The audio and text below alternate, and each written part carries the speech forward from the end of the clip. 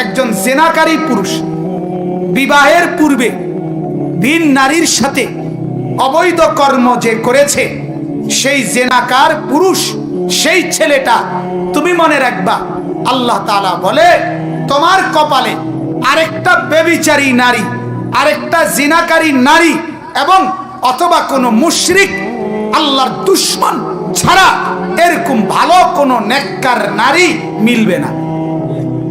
সেদিন তুমি দুঃখে দুঃখে মরবা, দুঃখে দুঃখে। গুনার মজা পাইছো একবার, গুনার মজা পাইছো দুইবার, কিন্তু ওই অসভ্য, ওই নিকৃষ্ট নারীকে নিয়ে যে ব্যভিচারী, তাকে নিয়ে দুঃখ সইতে হবে বছরের পর বছর, বছরের পর বছর। এটা মুসিবত, এটা মুসিবত।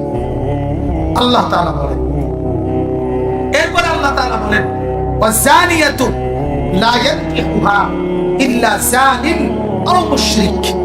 আল্লাহ তাআলা বলেন যেই মেয়ে জিনা করেছে, যেই মেয়ে অশ্লীলতা করেছে, আল্লাহ তাআলা বলেন তার জন্য বলে দিচ্ছি, তুমি মেয়ে শুনে নাও, তুমি মহিলাও শুনে নাও, তোমার কপালে আরেকটা জিনাকারী পুরুষ, আরেকটা মুশরিক, আরেকটা বেঈমান ছাড়া অন্য ভালো কিছু জুটবে না।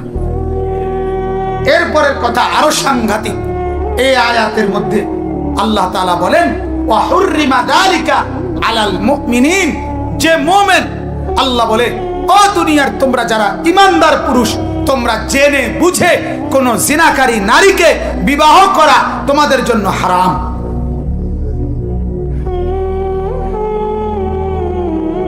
হ্যাঁ, কি পরিমাণ কথা ঈমানদারের জন্য হারাম করে দেওয়া হয়েছে। অতএব এই আয়াত, যে আয়াত আমি পড়ছি, এই আয়াতের বক্তব্য বাফ, এটাই কথা। আরো অনেক আয়াত আছে। আল্লাহ তাআলা এই যে এখানে আছে, আল্লাহ তাআলা বলেন আল খাবিসাতু লিল খাবিসিন ওয়াল খাবিসুনা লিল খাবিসাত। খবিস পুরুষ যেগুলো অসৎ চরিত্রের, নিকৃষ্ট চরিত্রের, ওইগুলোর স্ত্রী, মহিলা যেটা মিলবে ওইটাও খবিস। মহিলা যেটা খবিস, আল্লাহ বলে ওইটার পুরুষ সঙ্গী মিলবে খবিস। এরপর আল্লাহ বলেন অত্তাইয়িবাতু লিত্তাইয়িবিন ওয়াত্তাইয়িবুনা লিত্তাইয়িবাত। পবিত্র নারী তার পুরুষ সঙ্গী পবিত্রই মিলবে, অপবিত্র মিলবে না। পবিত্র পুরুষ তার পুরুষ সঙ্গী, মহিলা সঙ্গী পবিত্রই মিলবে। আল্লাহ তাআলা বলেন উলাইকা মুবাররাউনা মিম্মা ইয়াকুলুন। যার চরিত্র পবিত্র, সমাজ তাকে কিছুই না বলুক, সে সব কিছু থেকে পবিত্র থাকবে। লাহুম মাগফিরা ওয়া রিজকুন কারীম। যেই নারী তার চরিত্র ঠিক রাখছে, যেই পুরুষ চরিত্র পবিত্র রাখছে, এই বাপ তুমি শুনো দোস্ত, আল্লাহ বলে তার জন্য আমার মাগফিরাত রেখে দিলাম, আর দুনিয়াতে তার বাকি হায়াত সম্মানজনক ইজ্জতের রিজিক আমি দিয়ে দিলাম। তোমার রিজিক মিলবে, তোমার খাদ্য খাবারও মিলবে হালাল, উত্তম, সম্মানের। অতএব আজকে ভাইয়া এটাই আমার মূল বক্তব্য। কারো দ্বারা যেন জিনা, ব্যভিচার, অশ্লীলতা, পরকীয়া, অবৈধ প্রেম, অবৈধ প্রেমের সম্পর্ক এটা যেন না হয়। আর এই সবটার মূল সূত্র যেখান থেকে উৎপাদন, সেটা হলো নজর। সেটা কি? নজর। নজর প্রথম হলো আর নজরাতু, নজর। এরপরে কি? এরপরে হইল ওয়াল খাতরাতু, ভাবনা। এরপরে হইল ওয়াল খুতওয়াতু, পায় দিয়ে এগিয়ে যাওয়া।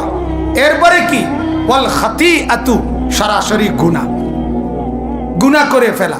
প্রথম নজর কামনা তৈরি করে, এরপরে অন্তর ভাবনা রেডি করে, এরপরে পায়ের কদম সেই পর্যন্ত পৌঁছিয়ে দেয়, এরপরে অশ্লীলতা, খাতিআ, সেই গুনাহ হয়েই পড়ে।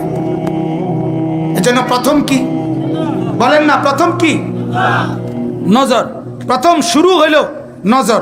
এজন্য এখানে লিখছে আসসাবরু আলা গাদ্দিল বাসার আইসারু মিনাস সাবরি আলা ইসমি আলামি মা বাদাহু।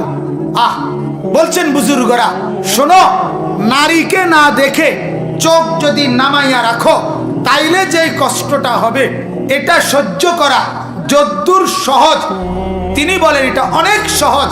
তুমি দেখার পরে তোমার উপরে যেই আযাব, যেই মুসিবত, যেই গজব, যেই শাস্তি দুনিয়া আখিরাতে আসবে ওইটা সহ্য করার চাইতে নারীকে না দেখার যে কষ্ট এটা সহ্য করা অনেক সহজ।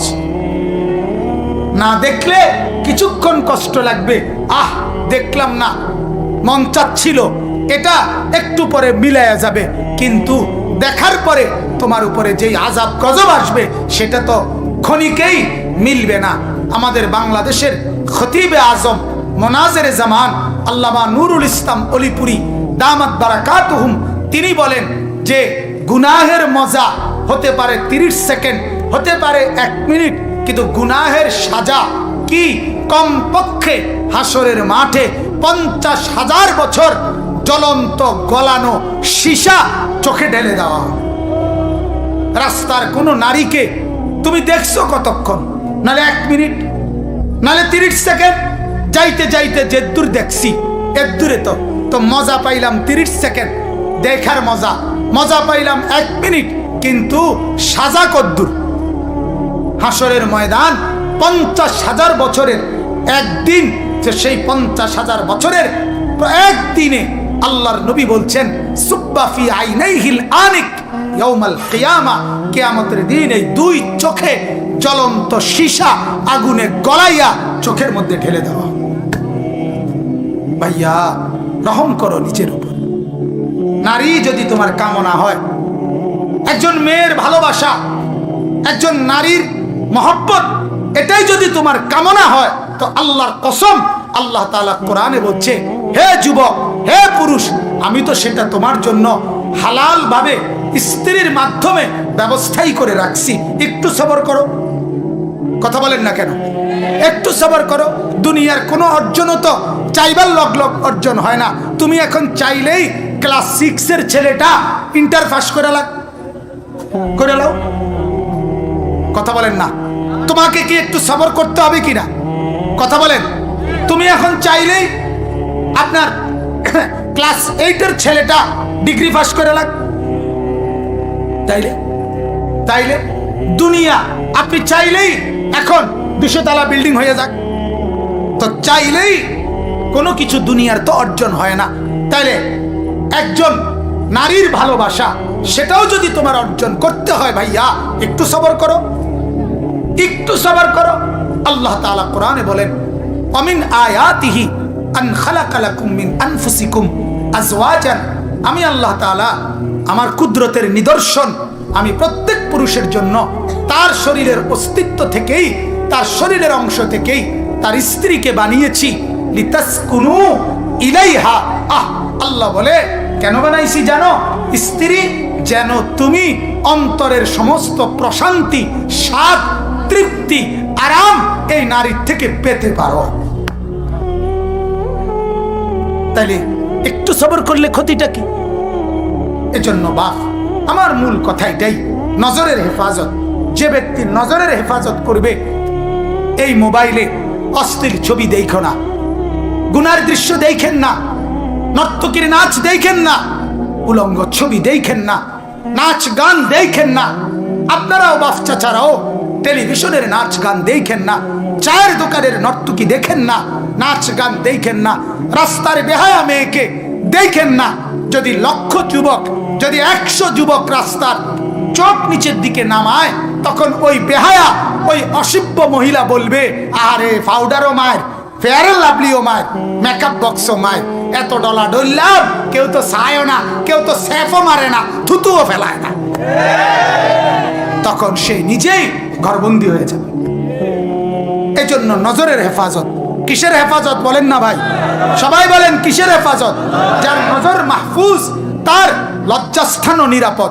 এজন্য আল্লাহ বলেন, কুল্লিল মুমিনিনা ইয়াগুদ্দু মিন আবসারিহিম, ও মুমিন, চোখ নিচের দিকে রাখো, ওয়াহফাজু ফুরুজাহুম, লজ্জাস্থানকে হেফাজত করো, যালিকা আজকা লাহুম, এটাই হলো সবচেয়ে বড় তাজকিয়া। মানুষ পীরের কাছে গিয়া তাজকিয়া করে, আল্লাহওয়ালাদের কাছে গিয়ে তাজকিয়া করে। তাজকিয়া মানে হলো অন্তরকে বিশুদ্ধ করা, পবিত্র করা, মন্দ চরিত্র গুনাহ থেকে অন্তরকে পবিত্র করা। এটাকে কি বলে? তাজকিয়া। কোন কি বলে? কোরআনে আল্লাহ বলছে কাদ আফলাহা মান তাযাক্কা, তাজকিয়া করলো যে সফল হলো সে। সে কি হলো? কাদ আফলাহা মান যাক্কাহা, তাজকিয়া যে করে আল্লাহ বলে সে কামিয়াব, সে সফল, সে জান্নাতি। আর আল্লাহ বলে নজর নিচের দিকে নামাও, লজ্জাস্থান হেফাজত করো, এটাই বড় তাজকিয়া, এটাই তোমার সফলতা, এটাই তোমার জান্নাত। আল্লাহ তাআলা আমাদেরকে তৌফিক দান করেন।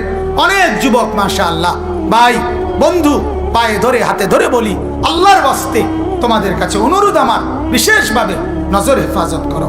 রাস্তায় হাঁটতে চলতে, উঠতে বসতে, ব্রিজে কালভার্টে, গাছের কিনারায় সবার হাতে হাতে মোবাইল। দিন রাত যদি এভাবে উলঙ্গ ছবি, নাচ গান, নারীর দৃশ্য দেখি, দুনিয়াও নষ্ট হবে, আখিরাতও নষ্ট হবে, সমাজে গুনাহ ছড়াবে, অস্থিরতা ছড়াবে। আর এটা আল্লাহ তাআলা নিষেধ করছেন সূরা নূরের এই 19 নম্বর আয়াতে। অতএব আল্লাহ তাআলা যেন আমাদেরকে হেফাজত করে। আল্লাহর নবী বলেন, আল্লাহ তাআলা বলছে আমার যে বান্দা, হাদিসে কুদসিতে আছে, যেই বান্দা আমার ভয়ে নজর নিচের দিকে নামাবে, গুনার দিকে তাকাবে না, নারীর দিকে তাকাবে না, আল্লাহ বলে আমি আল্লাহ তার অন্তরের মধ্যে ঈমানের এমন মজা, এমন স্বাদ, হালাওয়াত দেব, সে সেই মজা অন্তরের মধ্যে উপলব্ধি করবে। এজন্য নজর নামাও। আল্লাহ নবী সাল্লাল্লাহু আলাইহি সাল্লাম বলেন, আল্লাহ নবী বলেন গুদ্দু আবসারাকুম ওয়াহফাজু ফুরুজাকুম। আল্লাহ তাআলা বলেন হাদিসে কুদসিতে, মান তারাকাহা মাখাফাতি আবদালতুহু ঈমানান ইয়াজিদু হালাওয়াতাহু ফি কলবিহি। যে ব্যক্তি আমার ভয়ে নজর নামাইলো, আমি তার অন্তরে ঈমানের মজা লাভ করাবো, ঈমানের স্বাদ দিয়ে দেব।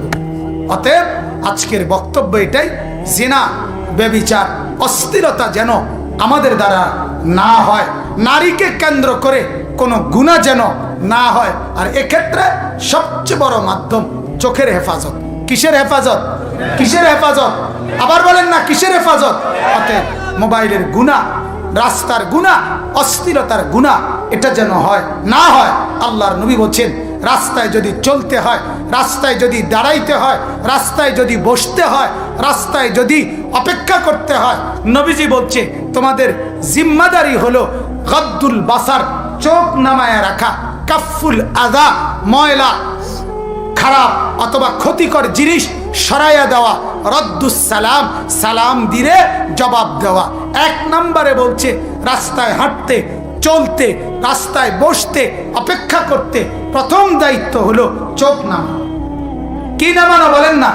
আল্লাহ তাআলা আমাকেই তৌফিক দান করেন। আল্লাহ তাআলা বলেন, ও বান্দা, মৃত্যু থেকে তুমি যেখানেই পলায়ন করো না কেন, মৃত্যু তোমার সাথে মোলাকাত করবেই করবে।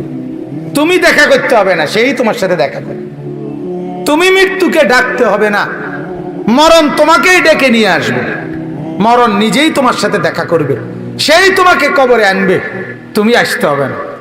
হাদিসের মধ্যে আছে, আল্লাহর নবী সাল্লাল্লাহু আলাইহি ওয়াসাল্লাম হাদিসে ইরশাদ করেছেন, প্রত্যেকটা নাফরমানের লাশ যখন খাটের মধ্যে করে কাঁধে তোলে, মানে কবরস্থানে নেওয়ার জন্য যখন লাশ খাটের মধ্যে কাঁধে তুলে নেয়, তখন এই পরিমাণ চিৎকার করে ওই নাফরমান লাশের খাটের মধ্যে। আল্লাহর নবী সাল্লাল্লাহু আলাইহি সাল্লাম বলেন, যদি একটা সেকেন্ডের চিৎকার তোমরা ওই নাফরমানের শুনতা, তাহলে পৃথিবীর কোনো মানুষ কাউকে কাঁধে আর লাশের খাটিয়া তুলতো না, বরং ফেলে রাখতো আর কুকুর বিড়ালে খাইতো। এরা শুধু চিৎকার করে নাফরমান বলে, আল্লাহর দোহাই আমার স্বজনরা আমার ওইদিকে নিও না,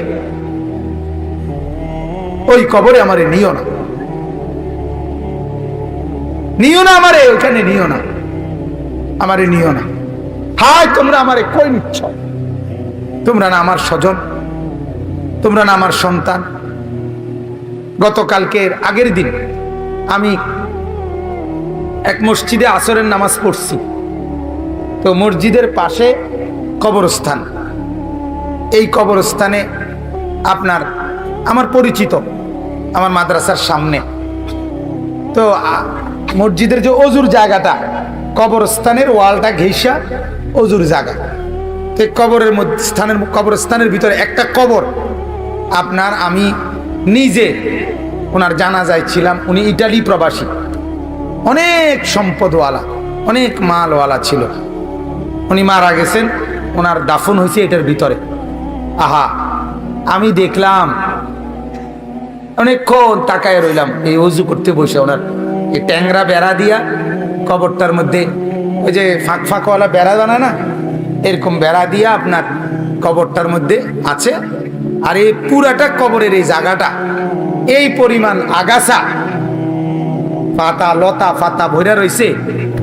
এটা দেখা আমার এতটা, অনেকক্ষণ তাকায় রইলাম মনটার মধ্যে যে হায় মাওলা, এটা সেই লোক, যেই লোকের বাড়িটা এত অত্যাধুনিক টাইলসের, যে বাড়িতে একটা পাতা, একটা ময়লার টুকরা পড়তে দেয় নাই কোনোদিন। এই পরিমাণ কর্মচারী সাফ সুতরা করে রাখছে। আর আজকে তার ছেলেরা কোথায়, তার বউ কোথায়?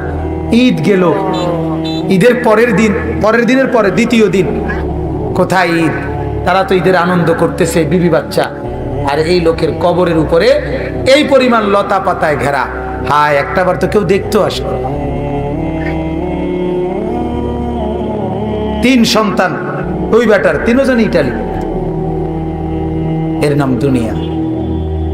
আমার খুব মনে হয়েছে যে হায়, এর নাম দুনিয়া। কি পরিমাণ মেহনত করছিল এই লোক। আজ তোমার কবরের এই হালাত, আজ তোমার কবরের উপরে একটা ট্যাংরা বেড়া, আর তোমার বিল্ডিং আলিশান ফেলে আসছে যেটা। আজ তোমার কবরের ঝোপঝাড় লতা পাতাগুলো পরিষ্কার করার কেউ নেই। হ্যাঁ, এজন্য এটা বোঝা উচিত, এটা খেয়াল করা উচিত। আল্লাহ তাআলা এর জন্য বলছে, বান্দা তুমি তো আমার থেকে আড়াল হইতে পারবা না, তুমি তো কবর থেকে আড়াল হইতে পারবা না। কেমনে আড়াল হইবা? আইনামা তাকুনু ইউদরিকুমুল মাউত ওয়ালাউ কুনতুম ফি বুরুজিম মুশাইয়াদা। রব্বুল আলামিন বলেন, যদি সুউচ্চ দেওয়াল আর একেবারে নিশ্ছিদ্র, কোনো দরজা নাই, জানালা নাই, ছিদ্র নাই, একটা পিঁপড়া কিংবা মশা ডুববারও জায়গা নাই, এমন একটা ছিদ্র নাই, এমন দেওয়াল ঘেরা, এমন উচ্চ, যদি তুমি এর ভিতরেও গিয়ে আশ্রয় নাও, ইউদরিকুমুল মাউত, মৃত্যু তোমার সেখানেই পৌঁছে যাবে। দেখবে একদিন তোমাকে ওইখান থেকেই নিয়ে আসবে। আল্লাহ তাআলাকে বাদ দিয়ে ভাইয়া তুমি ভাবো, জওয়ান ছেলে যারা বলছো, যে কয়জন বাপ, তুমি ভাবো, তুমি ভাবো সারাদিনে কি করছে, সারাদিনে কি করছে, সারাদিনে কত বন্ধুর কত আবদার পূরণ করলা, অথচ নামাজ পড়তে পারলা না। কেন ভাইয়া? তুমি মুসলমান না, তুমি মুসলমান না। তুমি মুসলমান পরিচয় দাও কিভাবে? এখানেও তো অনেকে আছে, এই কয়জনের ভিতরও বেনামাজি চেহারা আছে অনেক, আমি দেখলেই চিনি। নামাজি মানুষ বহুত দিন ধরে দেখি না, চিনি তো, আমি দাঁড় করে তার উত্তর। তাইলে আমার উদ্দেশ্য হলে কথা বলা তাকওয়া, তাকওয়া। আল্লাহ তাআলা বলেন, রমজানের মতো এত বড় নিয়ামত দিলাম। দেখেন, আমরা অনেকেই হয়তো রমজানকে কদর করি না, বুঝিও না, কিন্তু আমরা কিতাবে পড়ছি যে আল্লাহর নেক বান্দারা, প্রিয় বান্দারা, প্রত্যেক ইমানদার আল্লাহর নেক ওলি বান্দা যারা, তারা একটা রমজান শেষ হলেই আবার পুনরায় পরবর্তী রমজানের জন্য আবার দোয়া শুরু করত। সারাটা বছর